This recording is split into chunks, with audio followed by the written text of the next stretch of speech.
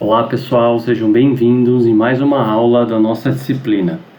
Então, hoje a gente vai trabalhar então um pouco em algumas propriedades, em algumas definições, né, do conceito de sigma álgebra, de subconjuntos do espaço amostral ou sigma álgebra de eventos, né, de ômega. Tá? Então, na aula passada, a gente conversou um pouco que, né, os eventos que são, ou melhor, os conjuntos, né, ou os eventos aí que são, que admite-se probabilidades, né, são aqueles que, na verdade, pertencem a uma coleção F, né, cuja essa coleção possui algumas propriedades importantes. Tá? Essa coleção, então, é chamada de sigma álgebra, ou seja, o espaço amostral pertence a essa coleção, né? Para qualquer evento nessa coleção, o complementar também pertence a F, né? E se a gente tomar vários eventos, né? A gente tomar infinitos eventos em F, né? Então a gente sabe que a união desses eventos também pertence a F, tá? Então, a sigma álgebra ela vai ser muito importante para a gente definir, né, posteriormente a probabilidade, né, a teoria moderna da probabilidade, tá, que foi desenvolvida lá pelo Kolmogorov. Né? Então, ela é um conjunto, né, muito importante, né, uma coleção muito importante que vai nos garantir, então, que todo evento que pertence a essa sigma álgebra, a essa coleção, né, é passível de admitir probabilidades. Tá? Então, aqui, né, a gente tem alguns exemplos, tá, que ficou para vocês tentarem resolver, né? A solução deles será repassada posteriormente, tá? Mas, então, como eu disse no início, a gente vai tratar, então, de alguns resultados. E um resultado muito interessante, muito importante, é a proposição 2, em que nos diz o seguinte, né, que a interseção infinita, então, de sigmas álgebras é também uma sigma álgebra. Né? Então, como que a gente pode pensar nisso? Bom, então, no primeiro momento, a gente vai definir, então, um conjunto T não vazio, tá? E vamos supor que para cada elemento desse conjunto, né, a gente pode obter, então, aí uma FT, que é uma sigma álgebra de subconjuntos de ômega. Tá? Então aí nós temos aí infinitas sigmas álgebras. Né? A partir disso, né, a gente define então F como sendo a interseção então infinita dessas sigmas álgebras, tá? A interseção de FT, né, com um Tzinho aí pertencente a T. Tá? E agora o nosso objetivo é mostrar que F aqui, né, ou seja, essa intersecção, né, também é uma sigma álgebra. Ora, para a gente mostrar isso, basta que a gente mostre que aquele conjunto F, que é a interseção, né, das sigmas álgebras FT, né, possui então essas três propriedades. Né? São válidas essas três propriedades aqui. Então é isso que a gente vai estar aí trabalhando, tá? Então, a primeira, né, a gente tem o seguinte, como FT, né, são sigmas álgebras, né, para T maior ou igual a 1, então o que isso significa? Significa que para cada uma, né, ou seja, para F1, para F2, para F3, a gente observa que o ômega, né, o ômega é um elemento dessas sigmas álgebras, né? Então, o ômega pertence a F1 e pertence a F2 e pertence a F3 e assim sucessivamente. Então, como o ômega pertence a cada uma delas, consequentemente, o ômega, né, o espaço amostral está na interseção. Tá? Então, primeira propriedade está satisfeita. Né? A segunda é o seguinte, né? Para qualquer evento que pertence então a F, né, ou seja, a interseção dessas sigma álgebras, dessas sigmas álgebras aqui FT, né, então a gente tem o seguinte, se A pertence à interseção, então A pertence a F1, A pertence a F2, A pertence a F3, a FT, né, sucessivamente. Tá? Então isso significa o quê? Né? Como F1, F2, F3 e assim por diante são sigmas álgebras, né? Então, se A pertence a essa coleção, a gente sabe que, né, o complementar também pertence, né, pois são sigmas álgebras, tá?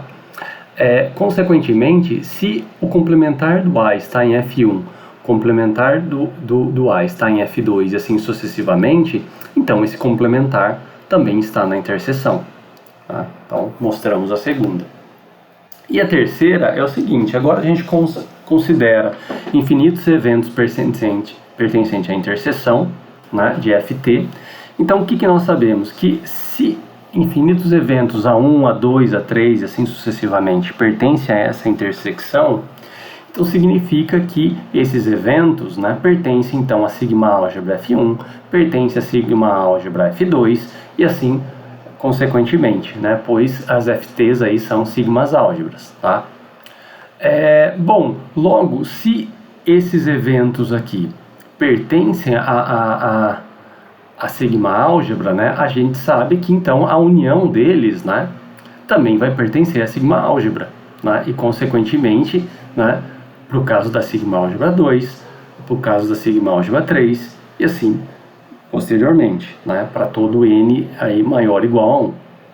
Tá? Logo, a gente tem que a união então desses eventos, a união infinita desses eventos, pertence à interseção de Ft, né? Ou seja, a gente então, como as três propriedades são válidas, a gente garante que F é uma sigma álgebra. Então isso significa dizer que a intersecção de sigmas álgebras também é uma sigma álgebra, tá? Em ômega, né? Então é um resultado extremamente importante aí, né? Bom, a partir disso tem um exercício que eu vou deixar para vocês resolverem, né? Que é o seguinte, vamos supor agora que o ômega seja um espaço amostral não enumerável, né? E vamos considerar F uma classe, né, que consiste de todos os subconjuntos enumeráveis, né? Lembra que são contáveis de ômega, e de todos os subconjuntos de ômegas cujos complementares são enumeráveis também, tá? E a ideia aqui é mostrar que nessas condições aí F é uma sigma álgebra, tá? Então um exercício 5 aí para vocês pensarem um pouco, né? Bom, a partir disso eu vou listar uma série de definições que será importante aí para a gente construir, né, as definições aí, né, a teoria dessa coleção, né, para isso ficar bem definido aí, para que a gente possa estar trabalhando com probabilidades, tá?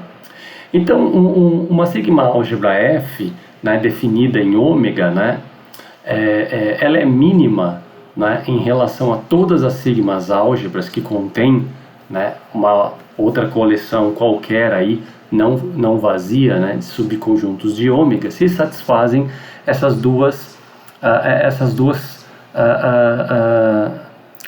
sentenças, né? Ou seja, a ideia aqui é o seguinte, né? A gente está tentando então determinar qual que é, né? Será que é possível então encontrar uma sigma álgebra, né, F que seja mínima em relação a todas as outras, né? É evidente que quando a gente tem um espaço amostral é possível, né, a gente está construindo então sigmas álgebras para esse espaço amostral, né?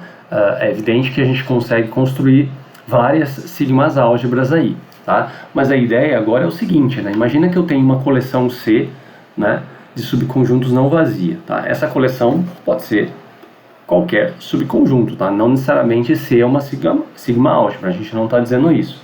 A ideia é, por exemplo, qual seria a menor, né, ou a mínima aí, a menor sigma álgebra, né, em relação a todas as sigmas álgebras que vão conter, tá? Que vai conter então C, né? Ou seja, C está contida então nessas sigmas álgebras. Né? Por que a gente quer saber isso? Né? Porque dessa maneira é possível a gente tentar então construir, né, conjuntos, né, definir então essa coleção F, né, o mínimo possível, né? Ou seja, a partir de uma certa coleção a gente pode gerar uma sigma álgebra que vai ser a menor delas, tá? Então a ideia é estar estudando nesse sentido, tá? Então, quais são as condições? Bom, primeiro que C está contido em F, né? Isso já é direto aqui, já está dizendo isso a definição, né? Então, claramente a sigma álgebra tem que conter, então, a sigma álgebra mínima, né, ela tem que conter então essa coleção C. Tá? E a outra condição é o seguinte, né, se existe uma outra sigma álgebra G em ômega, né, e C também está contida em G, né, ou seja, G contém essa coleção C, né, então para F ser mínima, né, necessariamente, né, a F vai ter que estar contida em G, ou seja, G precisa conter F, né, para que F seja mínima. Tá? Então para qualquer outra tem que satisfazer essa condição. Né? Então aqui tem um exemplo, tá? Pensando num espaço amostral enumerável, né? Toda a teoria então das sigmas álgebras, pessoal, né? Ela nasce justamente porque a gente não consegue trabalhar com espaços amostrais não enumeráveis, tá? O espaço amostral enumerável, né, a gente não teria tantos problemas, tá? E talvez não teria necessidades aí de estar trabalhando com as sigmas álgebras propriamente ditas, tá? Mas o nosso grande problema envolve, né, o que? Espaços amostrais não enumeráveis, né? Que isso vai gerar depois lá no futuro, né, modelos probabilísticos aí com variáveis, né, que a gente vai definir ainda de variáveis aleatórias contínuas e tudo mais, tá? Então, assim, nessas condições, né, quando a gente tem então um espaço amostral enumerável, a gente pode construir sempre duas sigmas álgebras.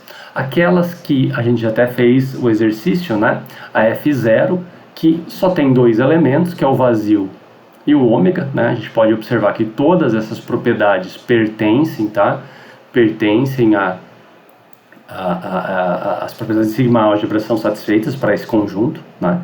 E também uma F1, que é representada por P de ômega, ou seja, esse P de ômega aqui é o conjunto das partes. Lembra que o conjunto das partes lista para nós todos os elementos possíveis ali, né, dentro do espaço amostral. E que se esse conjunto, esse espaço amostral enumerável for finito, né, os elementos é dado por 2 elevado, né, a cardinalidade, então, ao número de elementos de ômega, né. Então, o que a gente pode observar? Que, nesse sentido, né, F, se a gente tiver uma outra, né, para qualquer outra, então, para qualquer outra sigma álgebra F, né, definida em ômega, a gente observa que essa relação satisfaz, né, que essa relação aqui é satisfeita, tá? Ou seja, F, né, para qualquer outra F, então, tá, vai conter F0, porém F vai estar contido em F1, né? Já que F1 lista todos os elementos, né? Todas as combinações aí, né, dos elementos, todos os elementos do conjunto ômega, né? E o F0 a gente tem somente 2 elementos aqui, né? Então para qualquer outra a gente tem essa relação. Isso indica o quê? Que F0 sempre, nesse caso, para o caso do espaço amostral enumerável, né, ela é mínima, tá? Sempre a menor sigma álgebra possível. E a maior sigma álgebra possível é sempre quem? O conjunto das partes, tá? O P, né, de ômega aí, tá certo? Então essa é uma ideia aí, né, para a gente observar, por exemplo, num espaço enumerável, o que aconteceria, né? Qual que seria então a ideia da definição 6 aí, tá? Bom, uma outra definição importante e que se utiliza muito dentro da teoria, né, das sigmas álgebras, principalmente lá dentro da teoria da medida, é essa daqui, ó, é a definição 7, tá? Então a gente supõe o seguinte, ó, vamos supor que ômega é um espaço amostral qualquer, tá? E C é uma coleção não vazia de subconjuntos de ômega, né? Então assim, né, aqui a gente estava garantindo, né, que F é mínima, tá? F definida em ômega aí, é mínima em relação a todas as outras sigmas álgebras, né, que contém essa coleção. Agora a ideia é o seguinte, que a partir dessa coleção, né, de subconjuntos, será que a gente pode gerar sigmas álgebras? Porque em nenhum momento a gente está dizendo que essa coleção não vazia é uma sigma álgebra, tá? Mas se ela é não vazia, evidentemente ela contém elementos de ômega, né, subconjuntos aí de ômega. E por ela ser não vazia, então, como ela contém elementos, é possível gerar então sigmas álgebras a partir dela, né? Então essa é a definição 7, tá? Então, supondo um espaço amostral e se é uma coleção de subconjuntos, né, a gente diz que sigma C, né, ou seja, a sigma álgebra gerada pela coleção C, né, a gente diz, na verdade, então, que sigma C é uma sigma álgebra gerada por C, né, se acontecem duas situações, tá? Se a sigma álgebra C contém, né, essa coleção e se ela é mínima em relação a todas as outras, né, a todas as outras sigmas álgebras que contém C. É só nesse caso, então, que nós podemos dizer que sigma C é uma sigma álgebra gerada pela coleção C, tá? Então, ou seja, para sigma C ser uma sigma álgebra gerada por C, ela precisa conter, evidentemente, essa coleção, né? E ela tem que ser mínima com relação às outras, ou seja, para qualquer outra sigma álgebra, né, que esteja em ômega, né, a coleção C vai ter que vai estar contida nessa sigma álgebra, né, e evidentemente o sigma C, né, que é essa nova sigma álgebra, vai estar contida nessa outra sigma álgebra qualquer aí de ômega, tá? Então aí a gente tem então que a gente consegue então gerar uma sigma álgebra que por uma outra coleção, né, de subconjuntos, que além dessa sigma álgebra conter, né, essa outra coleção, ela é mínima com relação a todas as outras, tá? Então, né, a gente pode mostrar também que é possível, tá, mostrar que essa sigma álgebra gerada por C é a interseção de todas as sigma álgebras que contêm C, tá? Né?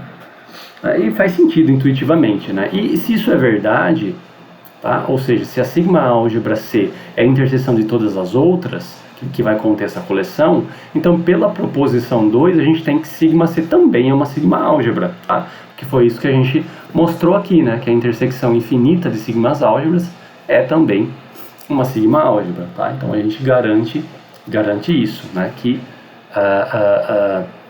essa sigma álgebra aqui, né? Né, esse conjunto, né, é uma sigma álgebra, tá? Então é importante verificar isso, né? Por isso da definição 7, tá? Bom, a gente sabe também que esse daqui também, então, é chamada lá de sigma álgebra mínima gerada por C, né? E isso se deve ao fato do que?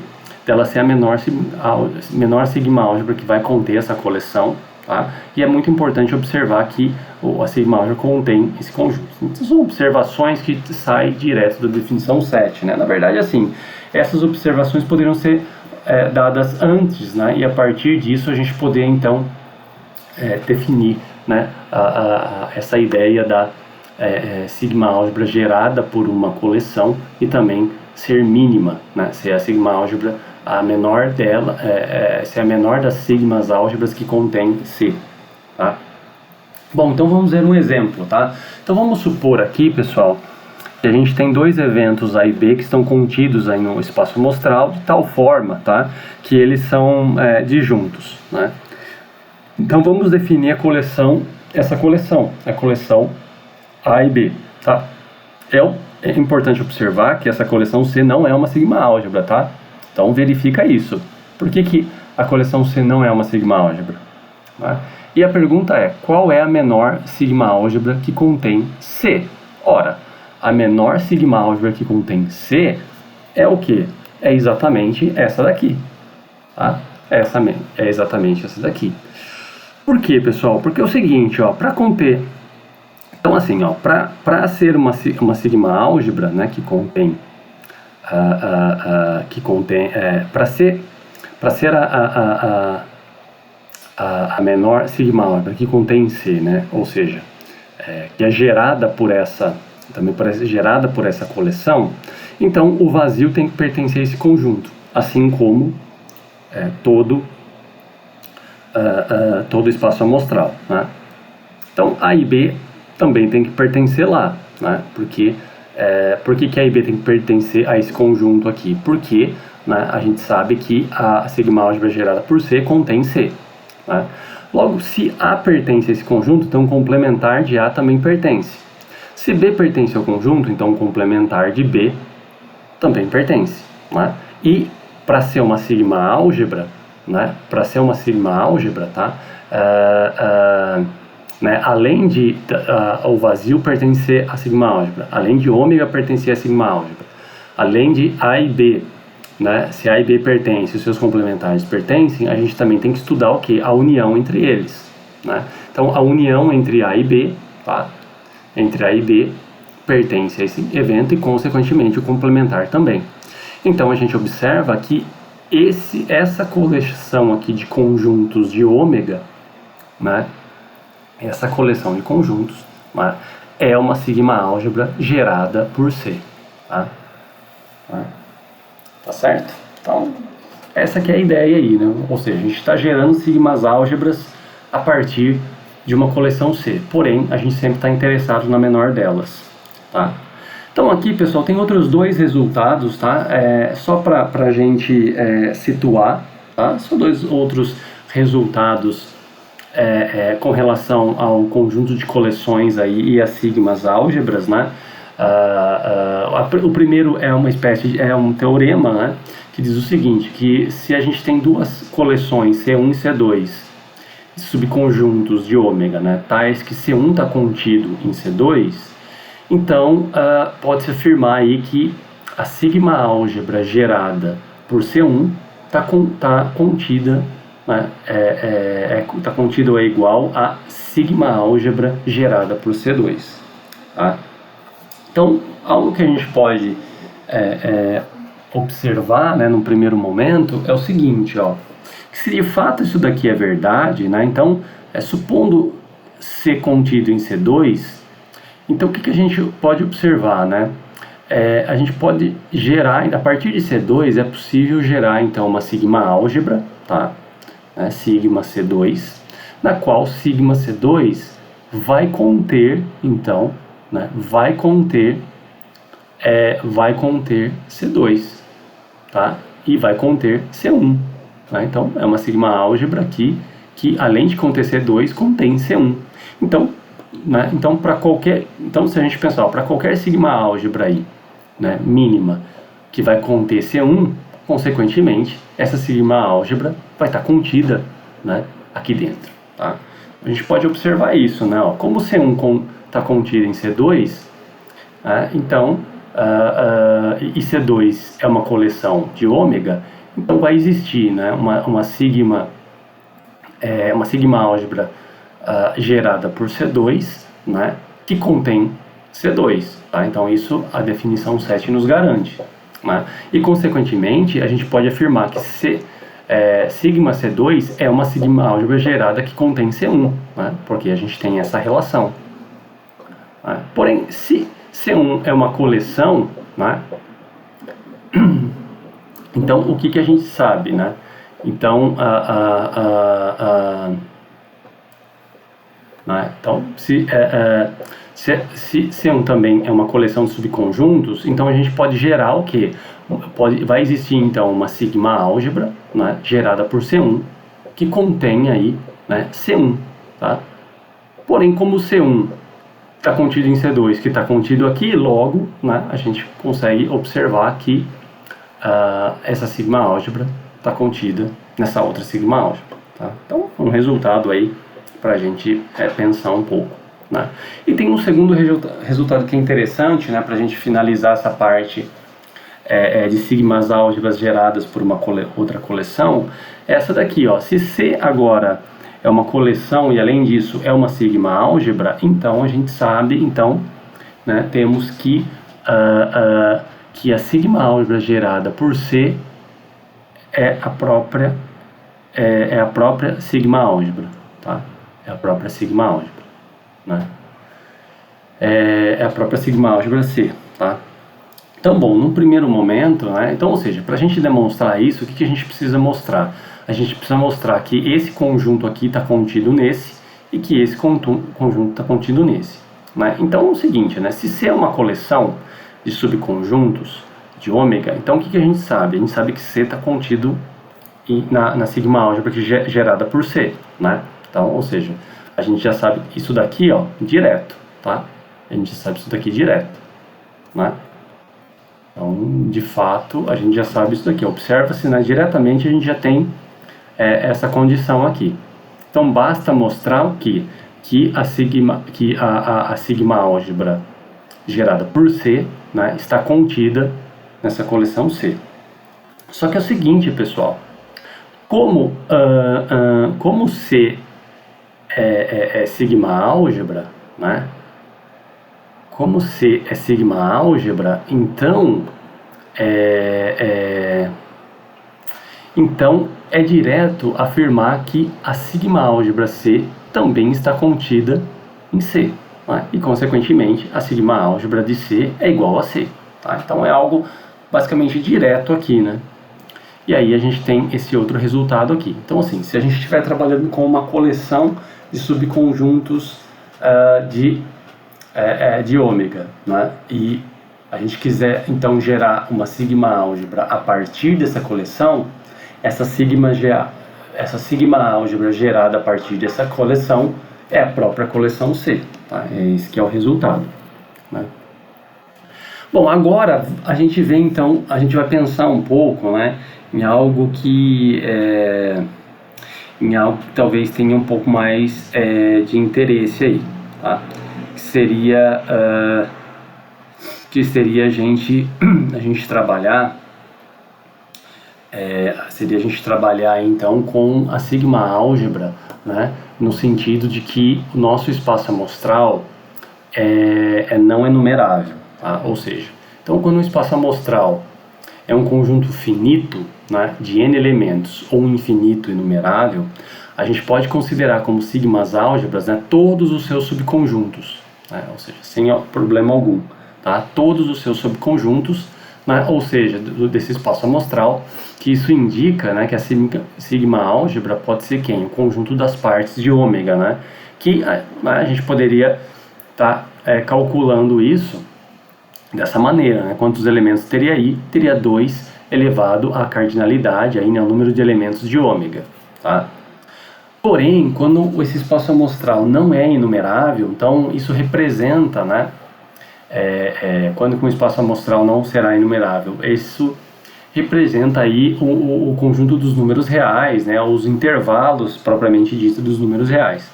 E, consequentemente, né, pode ser observado que muitos problemas aparecem aí, tá? Então são muitos problemas técnicos que não diz respeito ao escopo dessa disciplina agora, tá? Então, mas seria interessante o seguinte, pessoal, que a gente conseguisse então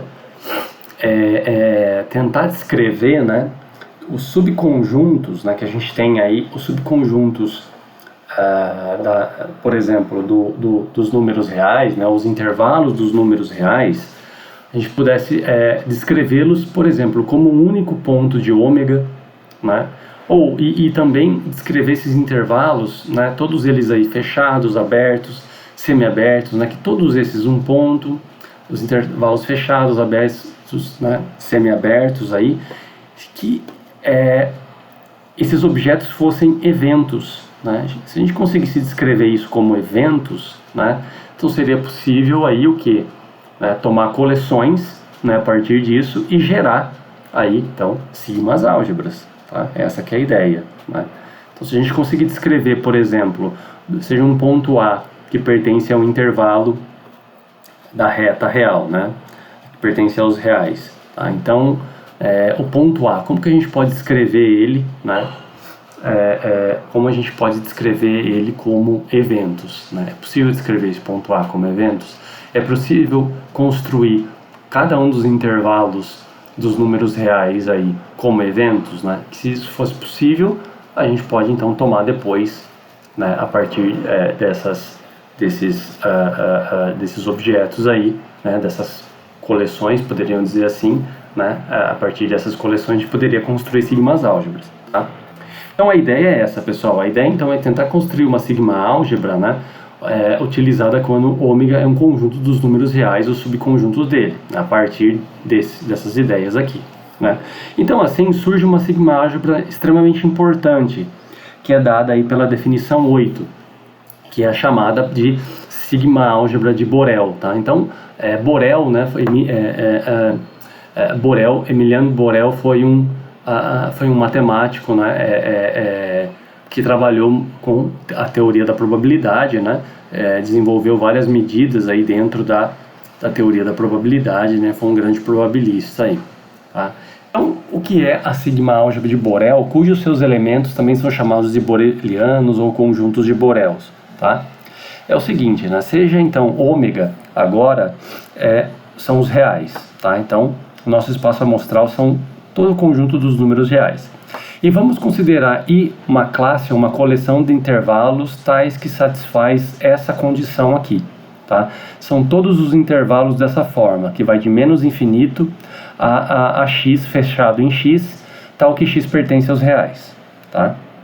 Então, assim, porque a definição toma essa classe de intervalos, né, especificamente, isso é para a construção da teoria da probabilidade, tá? Então, dentro da teoria da medida, né, a gente sempre está buscando, então, espaços mensuráveis, né, para a gente construir funções mensuráveis em que atribui-se medida, porque toda a teoria moderna da probabilidade é baseado na teoria da medida, né, nas propriedades da medida, vamos dizer assim. Tá? Então, assim, mas na verdade, né, a gente fosse um pouco mais rigoroso aqui com essa definição, a gente poderia definir essa classe I para qualquer conjunto A e B, tá? Que pertence, sendo A e B, elementos dos reais. Tá? Mas a gente vai construir essa classe I dessa maneira para satisfazer depois, né, para a gente criar condições para o desenvolvimento da teoria da probabilidade. Tá? Então, nessas condições, a gente define, então, a sigma álgebra de Borel da seguinte forma. Então, eu tenho um conjunto, pessoal, tá vendo? A gente tem um conjunto, né? Então, dentro desse conjunto, dentro desse intervalo, a gente poderia tomar vários subintervalos. A gente poderia aqui, né, construir esses intervalos de várias maneiras. Por exemplo, tomar um ponto A aqui dentro, né? E tentar construir intervalos a partir disso, tomar outros intervalos aqui dentro, né? Então, assim, a ideia é o seguinte, né? A gente tentar, então, construir uma sigma álgebra a partir dessa coleção, né? Dessa coleção aqui de eventos, né? Porque a gente observa que menos infinito até x, né? É um conjunto, né? Então, a gente quer, então, a partir dessa coleção aqui de subconjuntos do espaço amostral, que é os reais, a gente quer construir então uma sigma álgebra, e foi isso que o Borel desenvolveu, né? Então, a sigma álgebra de Borel, ela é denotada dessa maneira, né? Esse B aqui estilizado, né? O R significa que aqui no caso, a sigma álgebra de Borel nos reais, tá? Então, a gente pode mostrar, a gente pode definir dessa maneira, né? Que a sigma álgebra de Borel é o quê? Ela nada mais é do que a sigma álgebra gerada por essa classe de subconjuntos aqui, tá? E isso significa o quê, né? Pelas definições anteriores, que a sigma álgebra de Borel, então, ela é a menor sigma álgebra de subconjunto dos reais que contém todos os intervalos da classe I, tá? Então, é justamente isso que a definição garante para nós.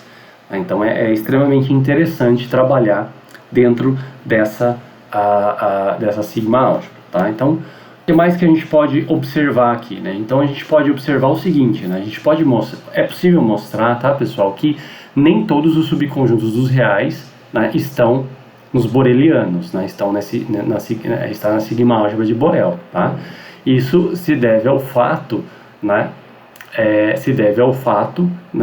Daquele problema, né, da medida, que a gente sempre vai encontrar, então, elementos, né, dentro do espaço amostral. A gente sempre vai encontrar, então, subconjuntos do espaço amostral nas quais a gente não pode atribuir uma medida, consequentemente não se pode atribuir probabilidades, tá? De maneira análoga, a gente pode, então, estudar, né, construir, né, definir a sigma álgebra, por exemplo, no R2, né, tomando um espaço amostral aqui como sendo R2, ou no R3, ou até no Rn. Né? Então seria a extensão disso, tá? Então isso daí já foge também do escopo dessa disciplina, porque a gente agora está interessado em definir teoria da probabilidade, não trabalhar com a teoria da medida em si. Né? E a gente vai observar que a grande maioria das questões na teoria da probabilidade estão associadas, né, na verdade, a uma sigma-álgebra de Borel, tá? Principalmente nos reais, né? Vai estar associada a isso. Bom, a partir disso, então, eu deixo um exercício para vocês tentarem resolver, tá? Então, é o seguinte, né? Então, para qualquer... vamos tomar aqui, né? Para qualquer número, para quaisquer, né?